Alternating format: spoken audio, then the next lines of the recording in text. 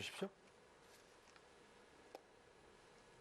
제가 아까 네. 우리 김문수 후보님이 답을 하실 것 같았는데 네. 안 하신다더니 네, 국민 여러분, 지금 내란 얘기를 하는 이유도 아마 권영국 후보의 마음은 이 내란 때문에 경제가 이렇게 나빠졌다. 그래서 책임을 명확하게 해야 그다음 해결책이 생기지 않냐 이런 뜻으로 저는 이해가 됐습니다.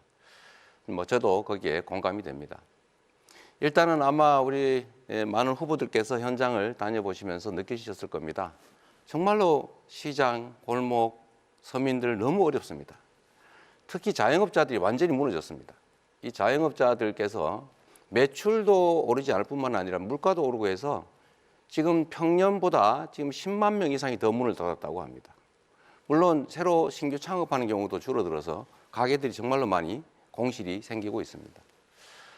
저는 그래서 이 문제를 한번 근본적으로 되짚어보자. 김문수 후보님께서 이제 소상공인 자영업자에 관한 정책들을 여러 개 내셨더라고요. 뭐 채무 조정 얘기도 하시고 그러던데 저는 이 코로나 극복 과정에서 다른 나라들은 전부 국가 부채를 늘려가면서 이 자영업자와 국민들을 지원을 했습니다. 근데 우리나라는 정책 방향이 좀 바뀌어서 다 국가가 빚을 안 지고 국민들한테 돈을 빌려줬어요. 그래서 국민들이 빚이 늘어났습니다. 이번에는 이 문제에 대해서 좀 근본적으로 채무 조정 정도를 넘어서서 일정 정도는 정책 자금 대출 부분은 상당 정도 탕감을 해주는 게 필요하지 않냐. 그 얘기를 제가 꽤 오랫동안 했는데 혹시 우리 김문수 후보님 그 점에 대해서 어떻게 생각하시는지 말씀 한번 들어보고 싶습니다. 소상공인들에 대해서는 여러 가지 대출도 해주고 지원을 많이 하자고 아까 제가 말씀드렸습니다. 금융 지원이 특별히 필요하고 그 외에도 또 소비를 진작하기 위한 대책이 많이 필요하다고 생각합니다. 아니 그러니까 제가 말씀드리는 거는 국가 부채가 늘지 않아서 좋다고 할 게 아니라 국가 부채를 감수하고라도 다른 나라처럼 소상공인 서민들에 대한 코로나 극복 비용을 정부가 부담했어야 된다. 안 했으니 지금이라도 그 부담을 정부가 좀 떠안는 게 어떠냐. 이 말씀에 동의하시는지를 물어본 겁니다. 그래서 그 부분은 경우에 따라서 이제 보겠습니다만은 코로나 이후에 코로나 때는 이제 지나간 문제고요. 코로나 이후에 지금 여러 가지 어려운 점에 처해 있는데 그중에 코로나 때의 부채 때문에 그런 부분도 있고 여러 가지 있기 때문에 그런 부분은 정부에서 적극적으로 해서 소상공인을 생환시키기 위한 살려내기 위한 다양한 대책을 세우는데 여기에는 국가 부채가 일정한 정도 늘어날 수밖에 없습니다. 그걸 감수를 해야 된다고 생각합니다. 네, 감사드립니다.